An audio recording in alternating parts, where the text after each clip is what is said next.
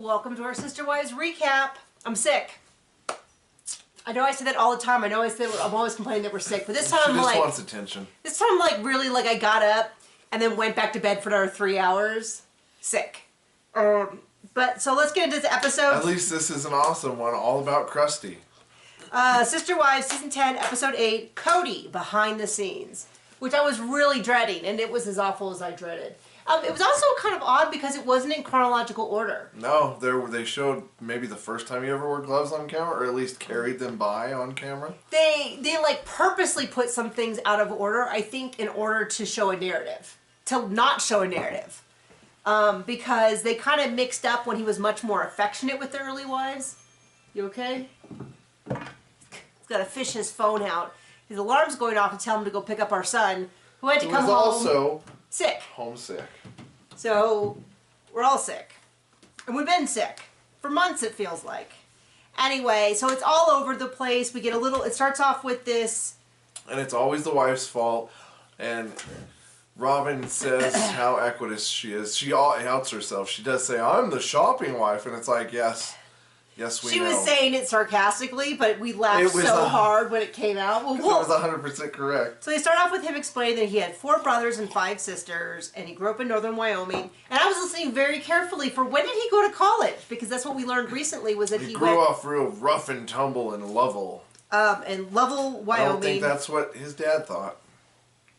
And that his mom, when she was young, had a calling, a witness to polygamy, which is not, I still haven't fully understood what that means. It feels like it's very much an inside Mormon or inside LDS or inside AUB And we're language. not. And we're not. And so, but she didn't act on it, probably in his words, because of stuff. Anyway.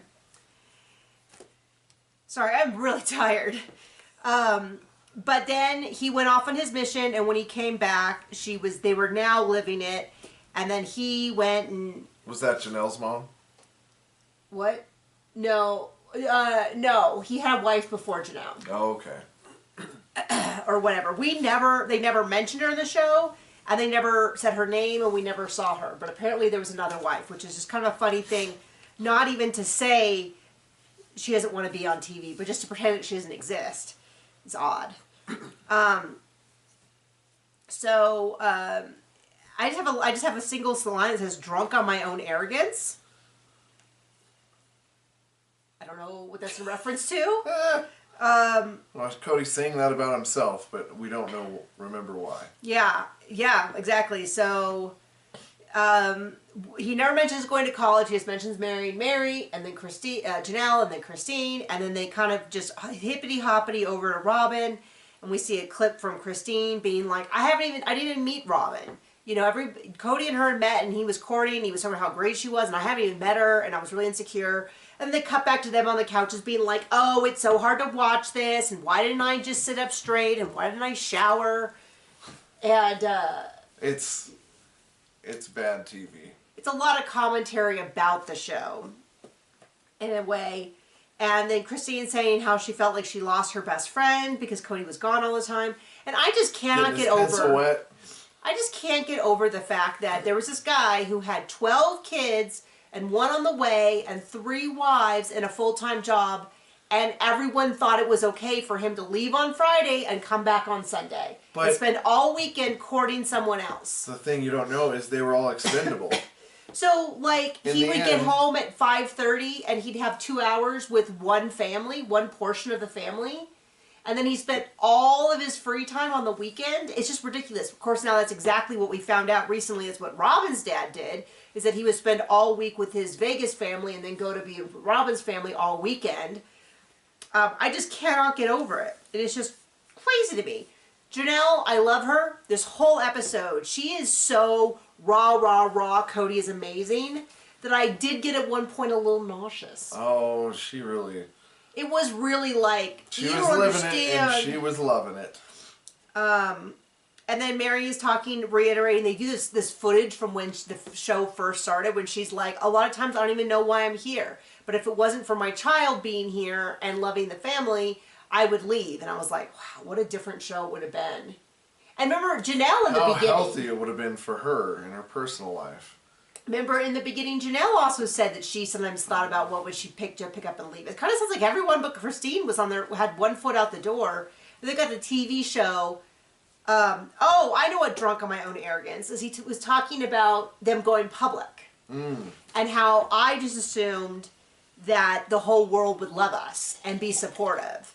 And I was shocked when some people weren't. And I'm like, I think they've been pretty well supported.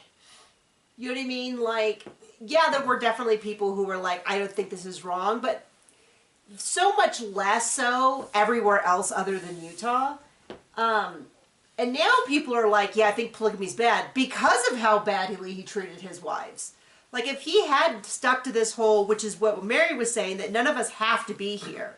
And his whole thing about how...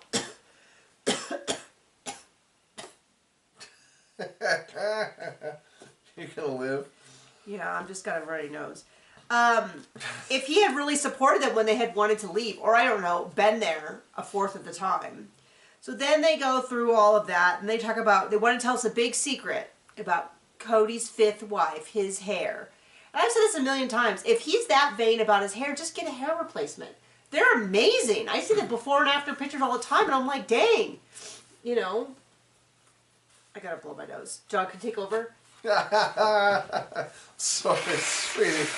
I don't know what we were talking about, but I'm here. Hair replacement. Present. Oh, I mean, yeah, just plug it. Like, who cares?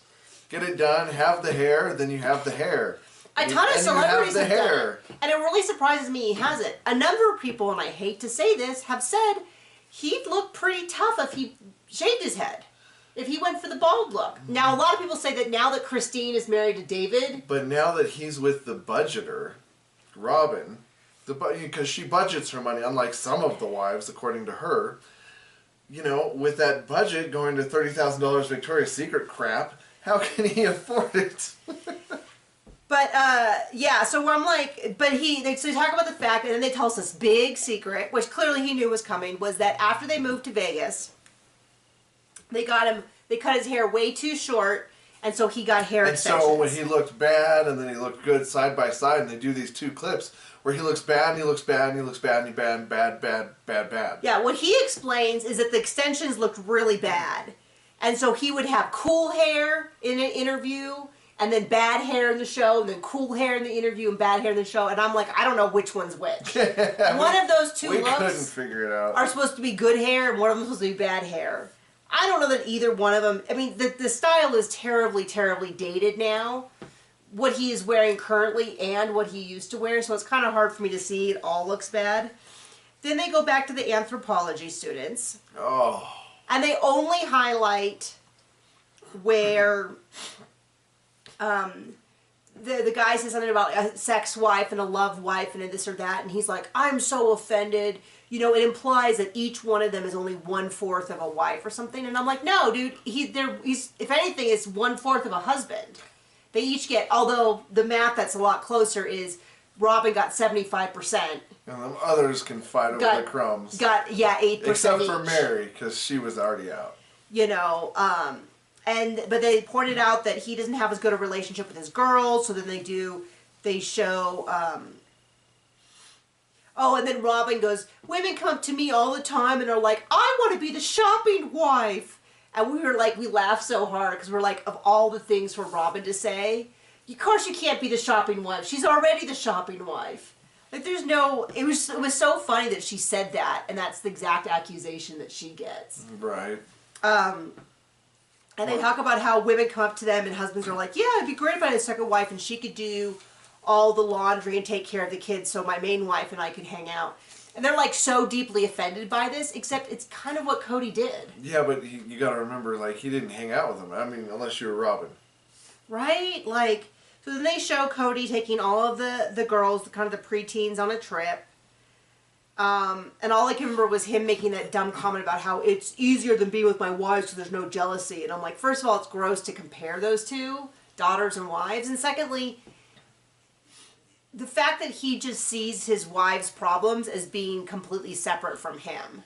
You know, there was that one husband, I don't remember which one it was, who said if the wives have a problem, I consider it my fault. And Cody's like, well, I don't think I do that. Yeah, like, yeah, I know you don't, because you have a whole system that's built around the fact that whoever you're with, you can, I don't know if triangulate's the right word, but it can be someone else's fault. It's their fault. Always. It's you two's fault. It doesn't have to do with me. So then we see the divorce being final between Mary and Cody. And we get a little bit more evidence, which we always thought, which is that Cody decided not to have a celebration and have Mary present for Robin and him getting married because of Janelle.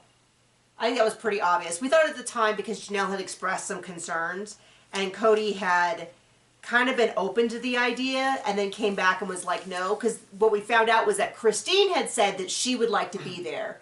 And then Robin was like, well, we already got married. And Janelle was like, see, this just shows how Cody listens to everybody and takes everyone's input. And we're like, oh, comes to his own decision. Comes to his own decision, and it's like, oh, geez. I like you, Janelle, but, you know, for once that worked in your favor, and now he's like a prince among princes. Once and last. You know, so then we saw the adoption, and we saw all the Brown kids hating on Robin's children, crying, and they're so happy. Then we see Christine's anniversary trip.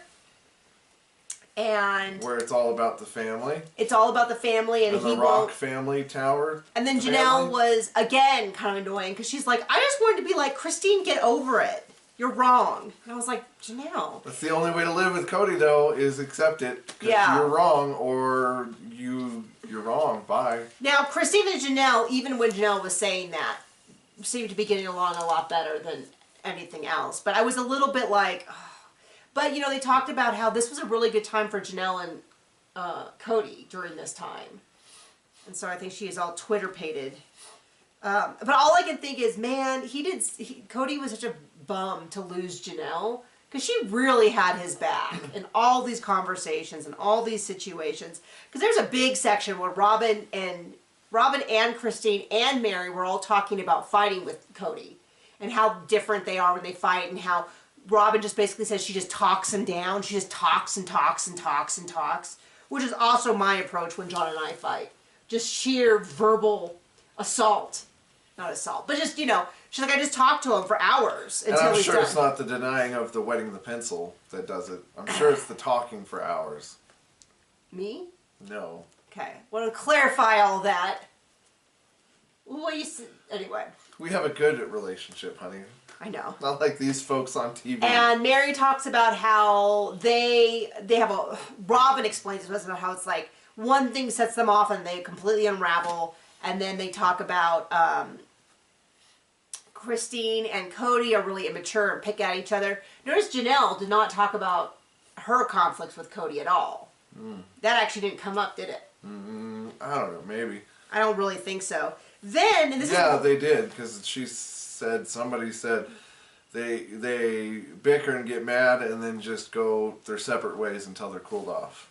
Oh, yeah, she did say that in the family. Wow, I do pay attention sometimes. Look at that. Earning my money. I had taken that to mean that's how they fight in a family. Well, because remember she said verbally, and I was like, yeah, of course, because if it had been physically, that would be assault.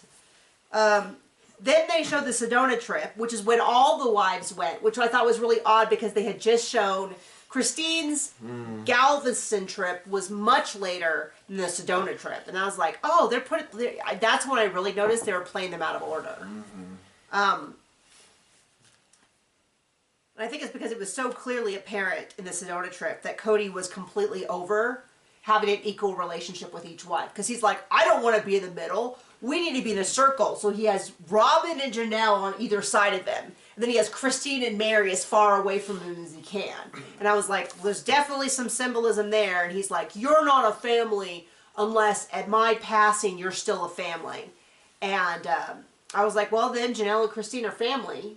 According to his. Because he might not be dead, but he's sure dead in their hearts. And at some point, Christine's like, sometimes it seems like the grass would be greener with monogamy, but we know it's not. And I'm like, just wait a few years, Christine. Do you, though? And that's about it. I mean, this is all stuff we talked about before, so that is probably going to be our shortest recap ever. But some days, that's just how it happens. I'm going to go take a nap. Bye!